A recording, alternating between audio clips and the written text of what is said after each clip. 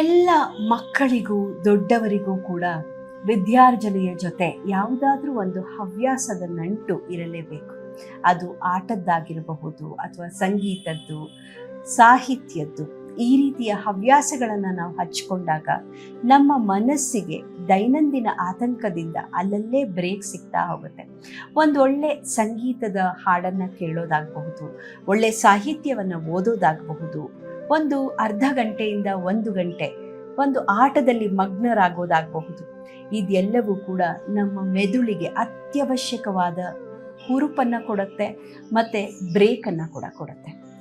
ಇದಕ್ಕಾದರೂ ನಾವು ಕೂಡ ಒಂದು ಹವ್ಯಾಸವನ್ನು ಬೆಳೆಸ್ಕೊಳ್ಬೇಕು ಮತ್ತು ನಮ್ಮ ಮಕ್ಕಳಿಗೂ ಕೂಡ ಒಂದು ಹವ್ಯಾಸದಲ್ಲಿ ಆಸಕ್ತಿ ಮೂಡೋ ಹಾಗೆ ವಾತಾವರಣವನ್ನು ಕ್ರಿಯೇಟ್ ಮಾಡ್ಕೊಳ್ಬೇಕು.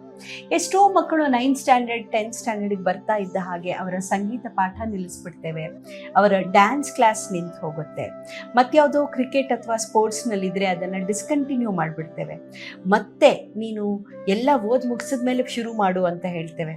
ಆ ಸಮಯ ಮತ್ತೆ ಮಕ್ಕಳಿಗೆ ವಾಪಸ್ ಬರೋದೇ ಇಲ್ಲ. ಆ ರೀತಿ ಆಟ ಆಡೋದಕ್ಕೆ ಒಂದು ಸತಿ ಬ್ರೇಕ್ ಕೊಟ್ಟರೆ ಅವರಿಗೆ ಮತ್ತೆ ಆ ಮೊಮೆಂಟಮ್ ಸಿಗೋದು ಇಲ್ಲ. ಇದು ಓದಿನ ಜೊತೆಗೆ ಎಲ್ಲರಿಗೂ ಬೇಕಾದಂಥ ಅತ್ಯವಶ್ಯಕವಾದ ಒಂದು ಡಿಸ್ಟ್ರಾಕ್ಷನ್. ಆದ್ದರಿಂದ ಹವ್ಯಾಸಗಳು ಇರಲೇಬೇಕು ಬದುಕಿಗೆ. ಯಾಕೆಂದರೆ ನಾವು ಮನುಷ್ಯರು, ನಮಗೂ ಕೂಡ ಆಗೀಗ ನಮ್ಮ ಧಾವಂತದ ಬದುಕಿನಿಂದ ಬ್ರೇಕ್ ಬೇಕು.